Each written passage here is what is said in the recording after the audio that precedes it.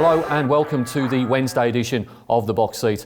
I'm Mark Warwood. We have the 7 races at Belmont on Wednesday. We're expecting a late shower. 21 degrees Celsius is the forecast. I think the truck will be in the soft range, gone with a soft 6. The rail, it will certainly be at 15 metres, no cutaway in operation. Race number 1 at Belmont on Wednesday will jump at 1:49. It's the free entry to Belmont Park Maiden over the 1200 metres. In replay, let's have a look at the latest trial of Indigo Blue. Move around them is playing up. Back second last is Marty's Party, and last as they work into the straight is Our Escape.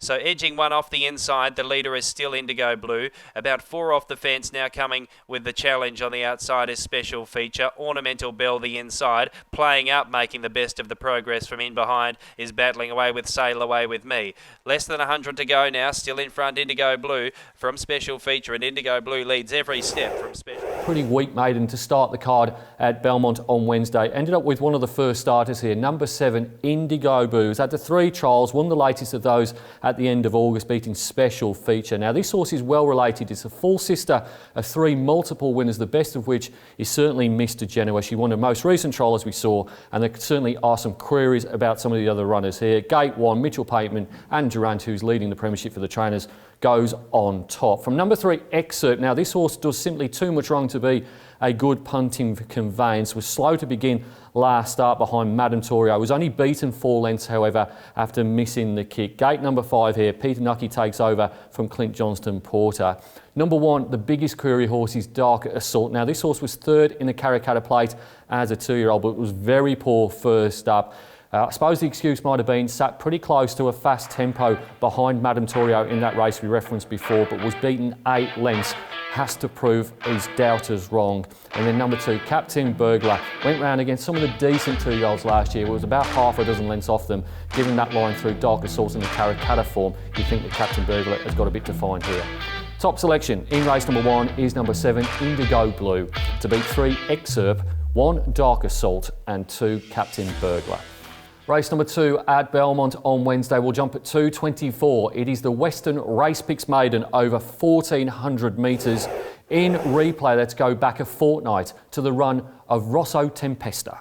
Enchanting Girl at the top of the home straight. Flash Ducati headed the remainder. They come to the 300. Mayfair Trader being challenged left, right and centre. Don't Argue Buster the outside. Trade Master the inner. Yelverton runs on behind them. Rosso Tempesta, Flash Ducati. Trade Master to the 100 though. Boots away from them. It's Trade Master dashing away late in the race and is going to crack it this afternoon. Trade Master. One from either Rosso Tempesta. Rosso Tempesta didn't have too much luck in the replay race a fortnight back. Finished a length and a half behind Trade Master from gate number 8. Has drawn an even worse gate here, 11 of 12 before the scratchings for Rosso Tempesta. But I don't think he'd need to improve too much on his 3rd start for Todd Harvey to break his maiden here. I think he can be there or thereabouts and therefore goes on top. From number 8, Enchanting Girl. Now, this horse is a half-sister of the Sable Superstar in Belmont Girl, and she wasn't too far behind Rosso Tempesta last time out. Finished 2.7 lengths behind Trade Master, so about a length and a quarter to make up on Rosso Tempesta.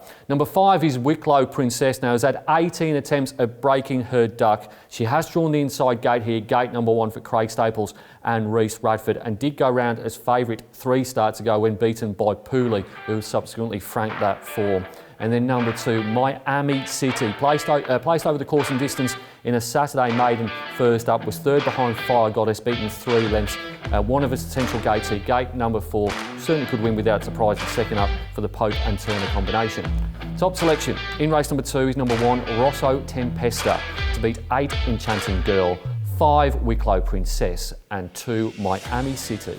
Race number 3 at Belmont on Wednesday will jump at 2:59. It's the Amelia Park Lodge handicap over 1300 metres. In replay, let's go back to the end of August and the run of Bolshoi Gal.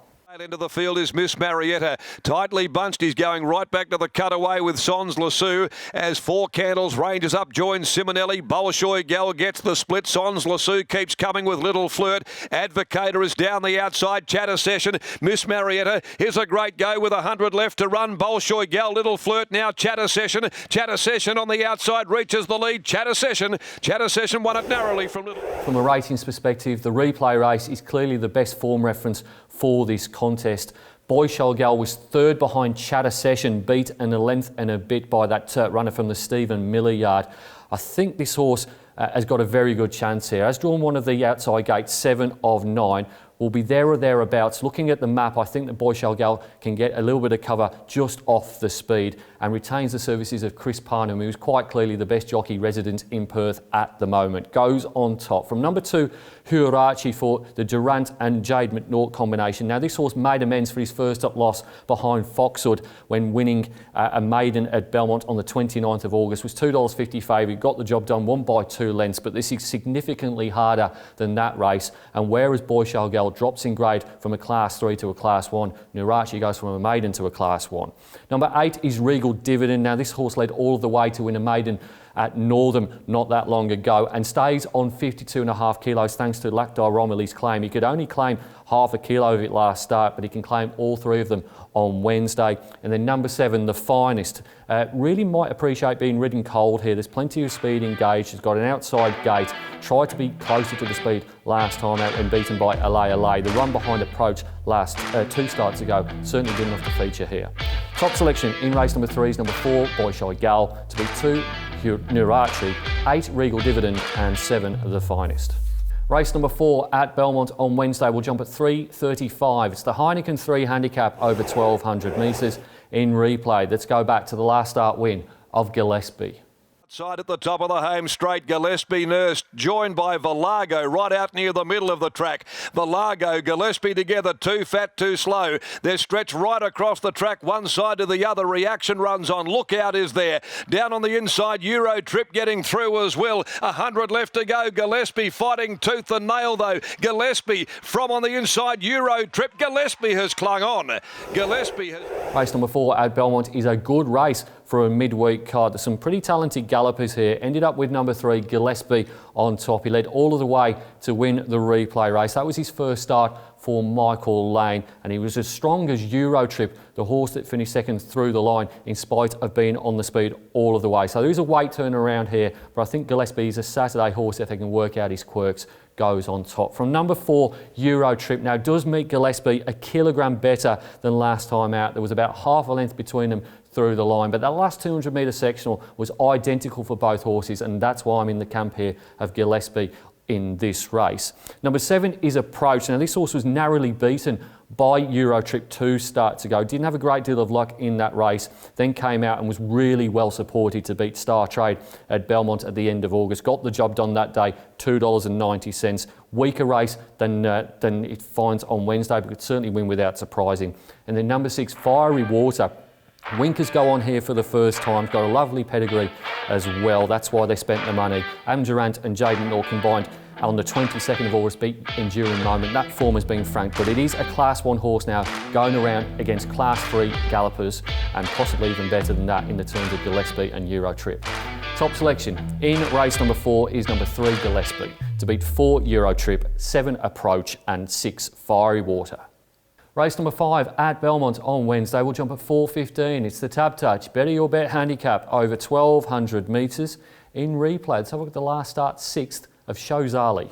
Side at the top of the home straight, Gillespie nursed, joined by Valago right out near the middle of the track. Valago, Gillespie together, too fat, too slow. They're stretched right across the track, one side to the other. Reaction runs on. Lookout is there. Down on the inside, EUROTRIP getting through as well. 100 left to go. Gillespie fighting tooth and nail though. Gillespie from on the inside, EUROTRIP. Gillespie has clung on. Gillespie has... Shozali won over 1,000 metres 2 starts ago. Went up to the 1,200 metres on a soft track last time out and was beaten, but I think there was plenty of excuse. He settled very close to what was a very fast speed for a Class 3 fillies and mares contest, and was only beaten in the end 3 lengths by Rationality, who is certainly a Saturday class galloper every day of the week. Gate number 2 here, Matty Derrick's Claim. Probably prefer this horse over 1,000, but in this contest over the 1,200 metres, I think Shozali is the one to beat. From number 7, Jag the Joker. Now, Jag the Joker did beat Shozali last time out in spite of his own problems. Had a bit of traffic issues in the straight, but did benefit from running relatively even splits, unlike a few of the others.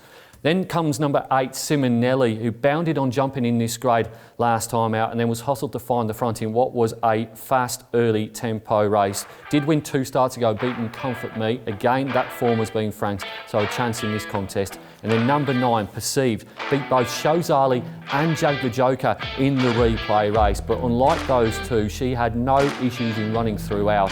I think she's going to find it hard to stay ahead of those two this time. Top selection in race number 5 is number 4, Shozali, to beat 7, Jag the Joker, 8, Simonelly and 9, Perceive. Race number 6 at Belmont on Wednesday will jump at 5 minutes to 5. It's the Peninsula Dining Room Handicap over the staying trip of 2100 metres. In replay, let's have a look at the last start performance of Great Waters. Into the straight, looks like Magic, was quickly taken on and headed by Kentucky Lover. Here comes Combat Ready, Arnie's Boy, and down the outside Divine Quest as well. Great Waters struggling at the moment. Moderator's joining in also with a well-timed run. It's Moderator nearing the 100, racing up with Divine Quest to head off Arnie's Boy. Moderator's the leader, Divine Quest fighting back, but Moderator's too good. Moderator won the last over Divine Quest. Arnie's pretty keen on the chances of Great Waters here. Backs up really quickly, 7-day backup from the replay race. That was a shorter contest. It was over the 1650 metres. He posted the fastest last 200 metre split in that race. He drops in class from a Class 3 to a Class 1. He also benefits from a claim as well, with Mitchell Pateman losing the right to Lakdar Romilly, so down to 57.5 kilos. I think that Martin Allen's got a very good handle on his horses. I don't think he'd be going around in 2100 metre race if he didn't think he'd stay. Great Waters, Progressive goes on top. From number 9, Royal Chazir, who beat the serial choker that is American Soul to break her maiden last time out. That was in a Class 1 and goes around here in the same grade here. Gate number 11 for Royal Chazir. They think this horse is a stayer. Has been waiting to see these 2,000 plus trips and was really good last start, but only goes in for second here. The aforementioned horse number 5, American Soul, has placed second in each of his last 4 starts. He simply cannot back this horse win only. Perhaps each way if you get a decent price. He is overdue, but he's not for one from me. And the same can be said for number 8, Sentimental Queen. Now they've had plenty of unions between Al Maher and Sentimental Star. This is the 4-year-old product of the union. None of them have been any good. And even though the Cerise and White Galloper draws gate number 1 here, I think in a Class 1 is probably the level. Top selection in race number 6 is number 1, Great Waters, to beat 9, Rothwazir, 5, American Soul and 8, Sentimental Queen. Race number 7 at Belmont on Wednesday will jump at 5:30. It's the Morley Growers Market Handicap over 1400 metres. In replay, let's have a look at the last start 4th of Abbey Lane. Peppy Jack, Annihilator now making its move. Rationale back on the inside. Then Abbey Lane, followed by Denim Pack. Big Shot Paddy coming to the outside. At the 250, Super Terratoa, the leader from Peppy Jack. A run coming for Rationale. Super Terratoa in front. Rationale picking it up though. Rationale goes to Super Terratoa. Rationale, Super Terratoa. Head bobbing go. All they've hit it, Rationale.